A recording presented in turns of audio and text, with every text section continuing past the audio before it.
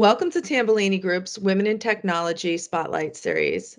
In this monthly series, we showcase the career paths, perspectives, and remarkable accomplishments of women who are leading technology strategy in higher education today.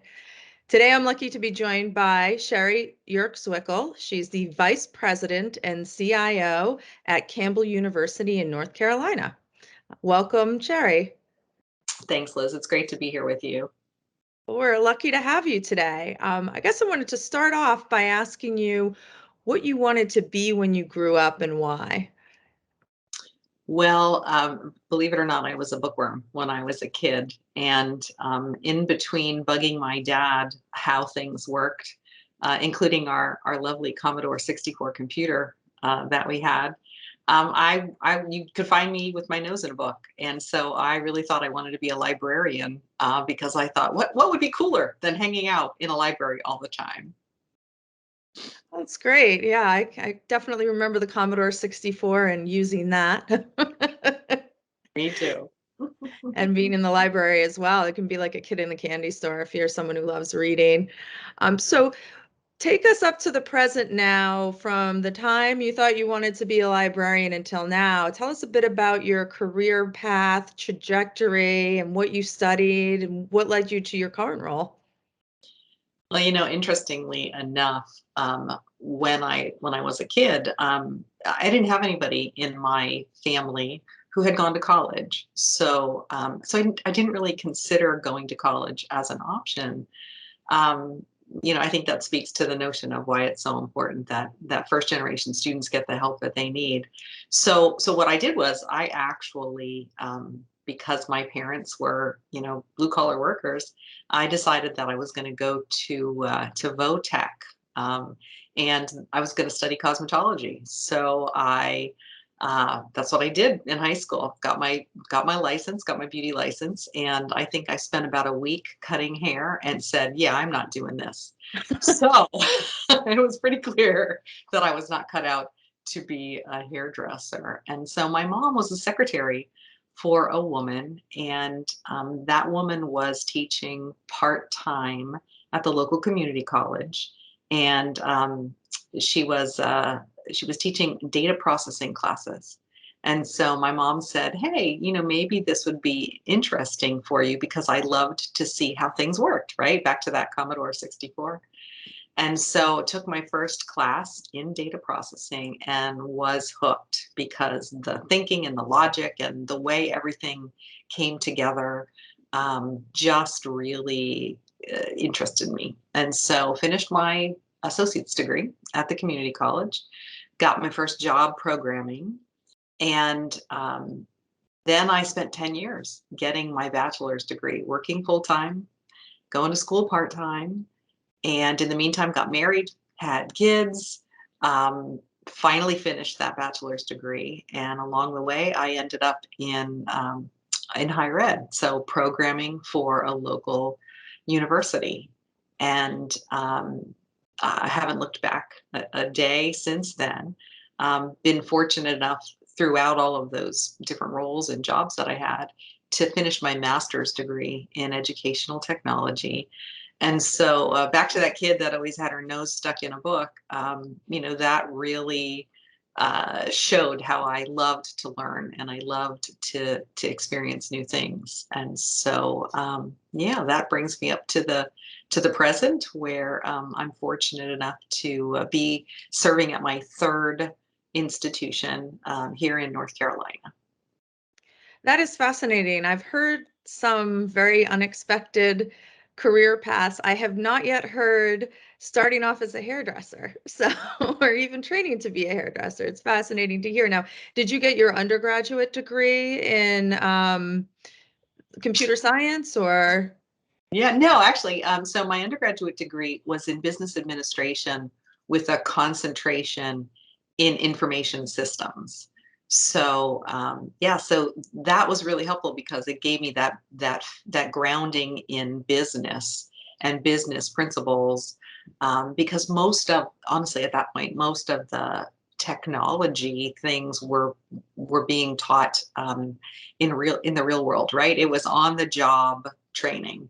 And so there weren't a whole lot of programs at that time that really focused on what I was interested in, which was how do I help the businesses that I'm programming at to be better in their use of technology.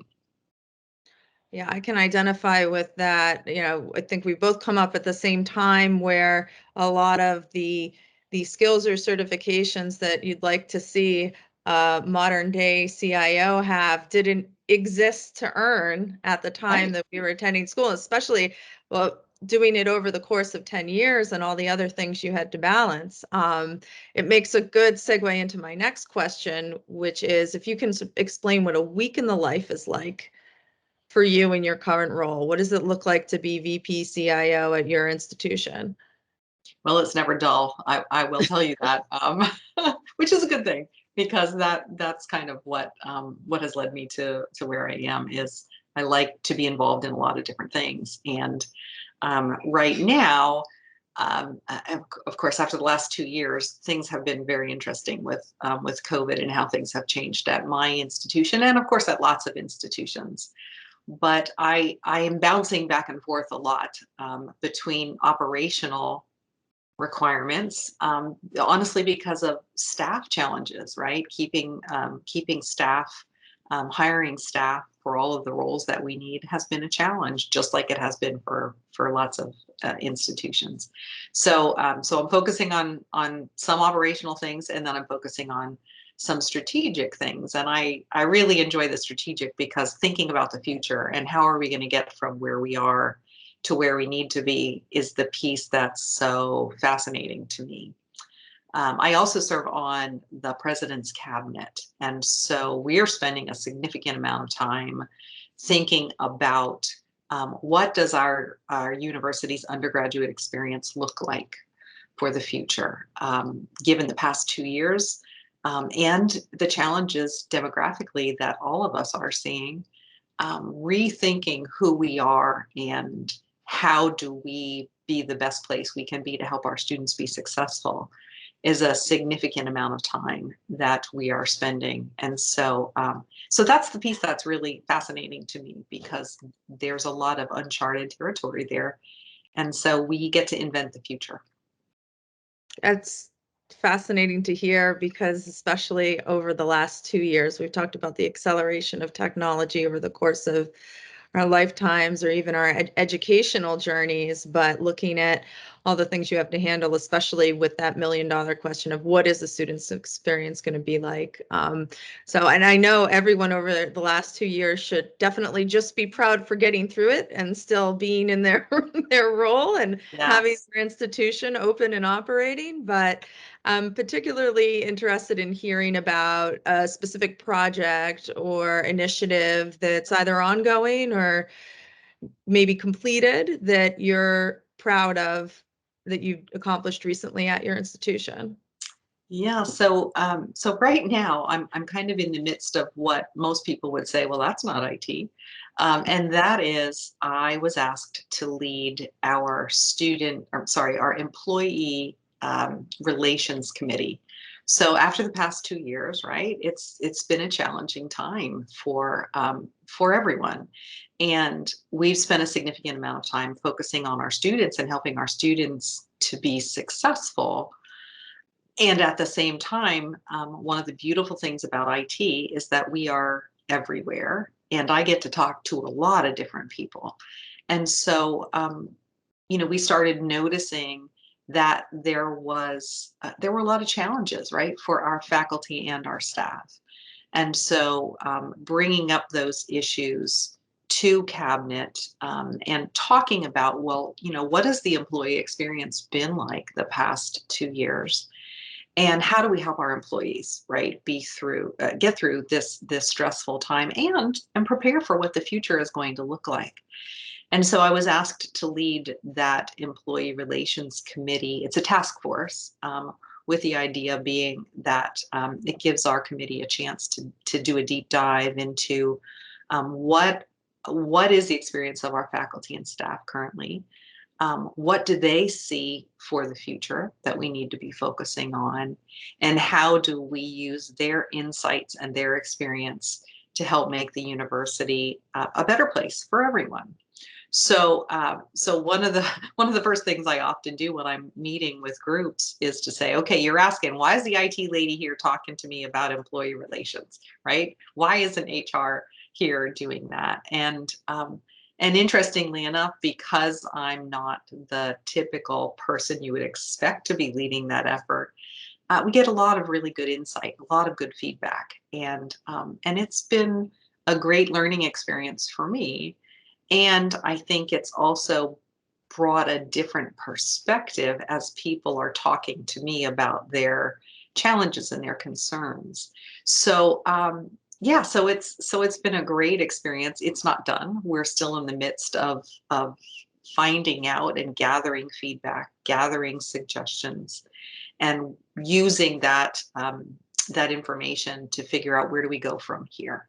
So yeah, so it's again not a typical thing that you would see an IT leader doing, but I think it speaks to the notion that because IT is so pervasive, because we are everywhere, and because honestly we are leaders, it gives us an opportunity to help our institutions be successful in so many different ways, not just how we use technology.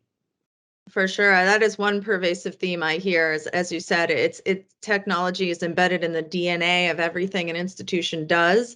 So, and we often say in workplaces, and the institution is a workplace, but we say, the employee experience shows up in how the customers, or in this case, students and learners, feel about it. So it's so centrally important. And I know you had also mentioned you asked them a lot about what the future is going to be like for them. So I'm wondering, from your perspective, you've certainly been able to aggregate a lot of answers and hear a lot of different perspectives on it. But if you could have a genie from the future come and grant you one wish, answer you one question about the future of higher education technology, what would you ask to know?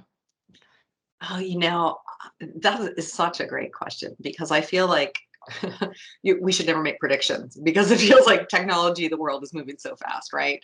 That to try to anticipate that is such a challenge. But I really would love to know, what is the student experience going to look like in the future at what we consider a traditional residential college? Because as the last 2 years have shown us, technology has become so integral to the success and our ability to continue. And our faculty members have adopted so many technology tools that they're not going to give up, because they've seen in this in this extended pilot program, if you will, of how to use technology in teaching, how effective it can be. And so, as we think about what a traditional residential experience looks like, because I don't think that's going to go away anytime soon, what does that blending look like? How do we combine the best of what technology can do and give our students a learning experience that is reflective of the richness of what that technology can do for their learning? And yeah, I certainly hope that we're certainly not going to be seeing people sitting in a classroom and listening to the sage on the stage, which is the way a lot of higher ed has been done for a very long time. Um, but I'd just be really curious to see what does that blending look like. I know there are lots of schools that are doing a lot of fantastic work in this area, um, but I'm anxious to see what does that look like in the future. I think we all are. In closing, one last question for you is, what is the smartest career advice that you've received that you would share with others? You've had such a long and persistent journey in getting to your role, and one that would be considered perhaps pretty unconventional. So if you can share with us something that you've learned along the way that you would say, particularly to other women in technology, because we know despite the growing representation both in the tech field writ large and within higher ed, there's still a disproportionate number of women in the field. Yes, I think probably the best advice that I ever got was not from a technology leader. It was from my grandmother. And one of the things that she told me when I was a kid was that God has given you two ears and one mouth for a reason, and that is so that you listen twice as much than you speak. And what I have learned is that listening is the most important part of anything that we do as leaders, regardless of what area you're in, because by listening, we understand what someone is experiencing and what those challenges are, and how we can use our skills and our talents and our gifts to make a difference. And so yeah, I think listening is so important. And that's sometimes that's a skill that can be improved, but I think it's so simple that people forget about it. And so I would say listen more, talk less, and use what you learn to make a difference. Very sound advice, and good for us all to remember. Well, Sherri, thank you so much for taking the time today to be our guest on the Women in Technology Spotlight Series. We really appreciate you sharing your perspective. Oh, you're welcome, Liz. I appreciate the invitation. So thanks for having me.